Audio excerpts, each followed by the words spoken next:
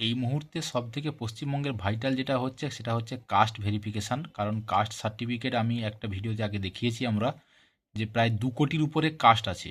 12 কোটি জনসংখ্যার মধ্যে 2 কোটির উপরে শুধু কাস্ট। মানে বুঝতেই পারছেন কতজনের কাস্ট ভেরিফিকেশান এখন তাহলে চলছে। তো এই অবস্থায় আমরা যাদেরকে হেল্প করতে পারছি আমরা খুবই খুশি।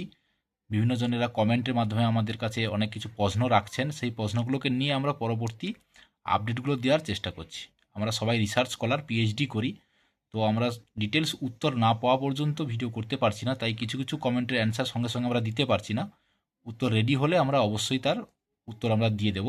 তো আজকে এই ভেরিফিকেশান প্রসঙ্গে 5টা কোশ্চেনের আলোচনা আমরা করব। দেখো প্রথম দুটো কোশ্চেন এখানে দেখাচ্ছি। কাস্ট সার্টিফিকেট রিভেরিফিকেশান যে চলছে, কোনো অনলাইন প্রক্রিয়া আছে কি না, অনেকে জিজ্ঞাসা করেছেন এটা। 2 নম্বর যেটা আরেকটা ভাইটাল হচ্ছে, এই মুহূর্তে ওই নার্সিংয়ের ভর্তি চলছে। আমি কি পুরনো কাস্ট সার্টিফিকেট দিয়েই ভর্তি হতে পারবো, নাকি রিভেরিফিকেশানের পর যে সার্টিফিকেট পাবো সেটাই দিতে হবে? এটা হচ্ছে 2 নম্বর কোশ্চেন। 3 নম্বর যেটা, বিবাহিত মহিলাদের ক্ষেত্রে বংশতালিকা কোথা থেকে পাওয়া যাবে? যারা বিবাহিত মেয়েরা তারা বংশতালিকা এখন কোথায় পাবে? এটা কিন্তু একটা বিরাট সমস্যা হয়েছে। আমরা আজকে তার উত্তর রেডি করে আমরা বলছি, একটু শুনতে থাকো জাস্ট লাস্ট পর্যন্ত। আমার বাবার কাস্ট সার্টিফিকেট ডিজিটাল নয়, এই সার্টিফিকেট দিয়ে কি আমার কাস্ট সার্টিফিকেট রিভেরিফিকেশান হবে? 4 নম্বর কোশ্চেন, অনেকে কমেন্ট করেছেন এটা। 5 নম্বরটা হচ্ছে সবথেকে ইম্পর্টেন্ট, যেটা বেশিরভাগ জনেরই এখন সমস্যা। যার কাস্ট সার্টিফিকেটের ভিত্তিতে আমি সার্টিফিকেট করেছি, তার সার্টিফিকেট 2011 সালের পরের, এখন কি করব? মানে যেটা অনেকে কমেন্ট করেছেন, দেখবেন কমেন্টগুলো, যে হয়তো কোনো ভাই তার দিদির সার্টিফিকেটটা দেখিয়ে তখন করেছে, কিন্তু দিদির সার্টিফিকেটটাও দেখা যাবে 2011 পরে তৈরি। এখন তারা কি করবে? তো চলুন আজকে শুরু করার আগে আমাদের চ্যানেলে যারা প্রথম, অবশ্যই আমাদের চ্যানেলটিকে সাবস্ক্রাইব করবেন, কারণ এই কমেন্টের অ্যান্সারগুলো নিয়ে আসতেও আমাদের অনেকটা কষ্ট করতে হচ্ছে, অনেকটা পরিশ্রম করতে হয়। শুধু একটা সাবস্ক্রাইব আর লাইক শেয়ার পাওয়ার আশায় চলুন শুরু করা যাক। প্রথম যেটা কোশ্চেন ছিল, কাস্ট সার্টিফিকেট রিভেরিফিকেশানের কোনো অনলাইন প্রক্রিয়া আছে কি না? এই মুহূর্তে কোনো অনলাইন প্রক্রিয়া কিন্তু নেই, টোটালটাই অফলাইনে। অনেকের মাথায় যেটা আসছে যে অনলাইন হলে জাস্ট ভেরিফিকেশানটা করে দিন, কিন্তু অনলাইনে কিভাবে করবে? এটা হচ্ছে, সেটা মানে অঞ্চল থেকে ভেরিফিকেশান হচ্ছে, আবার বিডিও অফিস থেকে হচ্ছে। অফলাইনের মাধ্যমে সরকারের লোকেরা এসে তোমার ডকুমেন্টসগুলোকে ভেরিফাই করবে, যেগুলো আগে জমা দিয়েছিলে সার্টিফিকেটটা ভ্যালিড কিনা। তাই টোটাল প্রক্রিয়াটাই কিন্তু অফলাইন, কোনো অনলাইন প্রক্রিয়া এর নেই। আশা করি এটা ক্লিয়ার। 2 নম্বর হচ্ছে, আমার নার্সিংয়ে ভর্তি আছে। যারা নার্সিং শুধু নয়, নার্সিং বলুন বা যে কোনো অ্যাডমিশান, কলেজ হোক ইউনিভার্সিটি হোক, যে কোনো পরীক্ষার ক্ষেত্রে যারা ভর্তির ব্যাপার আছে, পুরনো সার্টিফিকেটটা দিয়েই ভর্তি হয়ে যান, কোনো সমস্যা নেই। কারণ ভেরিফিকেশানের ফলে তোমাকে নতুন সার্টিফিকেট কিছু দেওয়া তো হবে না।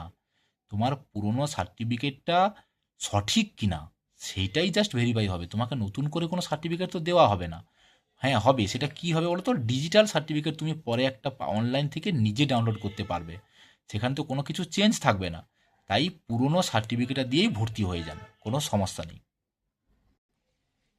3 নম্বর হচ্ছে, বিবাহিত মহিলাদের ক্ষেত্রে বংশতালিকা কোথা থেকে পাওয়া যাবে? এখন ছেলেদের ক্ষেত্রে যার যেখানে বাড়ি, কেউ মিউনিসিপ্যালিটিতে বাড়ি সেখান থেকে নিয়ে চলে আসছে, যারা গ্রামে বাড়ি তারা প্রধানের কাছ থেকে নিয়ে নিচ্ছে। মেয়েদের ক্ষেত্রে একটা ঝামেলা কিন্তু হয়ে গেছে, যারা বিয়ে হয়ে চলে গেছে তাদের কিন্তু বংশতালিকা, মানে ঠিকানা ঠিকানা সব কিছু চেঞ্জ হয়ে গেলেও বাবার বাড়ি থেকে কিন্তু তাকে বংশতালিকা নিয়ে যেতে হবে। এই হচ্ছে এখন ঝামেলা।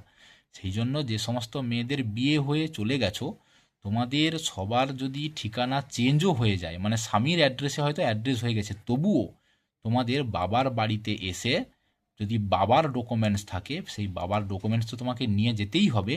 সঙ্গে সঙ্গে বাবার বাড়ির এখানে প্রধানের স্বাক্ষর করা বংশতালিকা লাগবে। এবং এটা সুখবর যে প্রধানের স্বাক্ষর এই মুহূর্তে লাগছে না।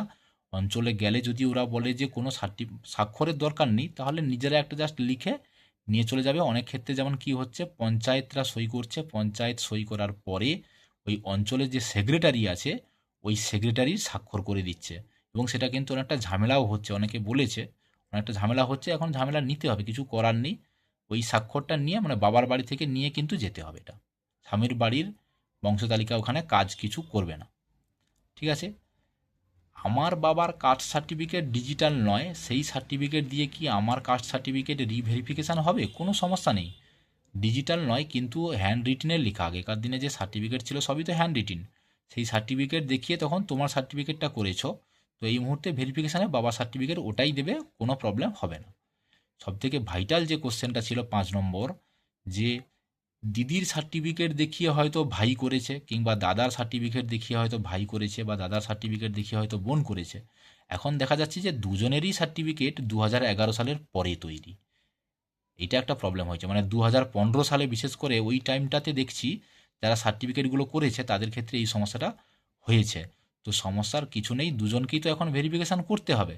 সেই জন্য একটা কাজ করো, বংশ তালিকায় যে বাবার নাম দিচ্ছ, যদি বাবার কাস্ট সার্টিফিকেট অনেকের ক্ষেত্রে বলছে নেই, তারা দাদুর কাছ থেকে শুরু করো। যদি দাদুরও না থাকে, দাদুর কোনো ভাইয়ের যদি ছেলে মেয়ের থাকে, তাহলে দাদুর যে বাবা সেখান থেকে বংশ তালিকা চালু করো। আশা করি এটা ক্লিয়ার হয়েছে, আরেকবার শুনে নাও রিপিট করে। দাদুর বাবার কাছ থেকে বংশতালিকা চালু করো, কারণ তোমার দাদুর কাছে কিছু নেই, তোমার দাদুর ভাইয়ের হয়তো ছেলের বা মেয়ের আছে, তাদেরকে দেখিয়ে দেবে যে এই লোকের কাস্ট সার্টিফিকেট আছে, এই আমার বংশতালিকা। কীভাবে বংশতালিকাটা পাবে, আমি যেটা বিবাহিত মহিলাদের ক্ষেত্রে বললাম, একই প্রসেসে তুমিও তোমার বংশতালিকা পাবে। ওই দাদুর যদি কারো থাকে সেটা নিয়ে তুমি জমা করবে, ঠিক আছে? তারপরে কি কি সমস্যাগুলো আসছে অবশ্যই কমেন্টের মাধ্যমে জানাও, আমরা রেডি করার চেষ্টা করছি। ওবিসি নিয়ে একটা কমেন্ট অনেকবার ধরে আসছে, আমরা ওর সঠিক উত্তরটা এখনও রেডি করতে পারছি না, সেই জন্য দিতে পারছি না, আমরা দুঃখিত। চেষ্টা করছি আমরা দেওয়ার, সঠিক উত্তর না পাওয়া পর্যন্ত আমরা দিতে পারছি না। আজকে জাস্ট এইটুকু। ভালো লাগলে অবশ্যই লাইক শেয়ার সাবস্ক্রাইব করবেন, আমাদের খবরগুলো তোমাদের বন্ধুদের কাছে শেয়ার করবেন, তাতে আমরা আরও খুশি হব। এবং যে সমস্যাগুলো আরও থাকবে অবশ্যই কমেন্টের মাধ্যমে আমাদের জানাবেন। চলুন, থ্যাংক ইউ।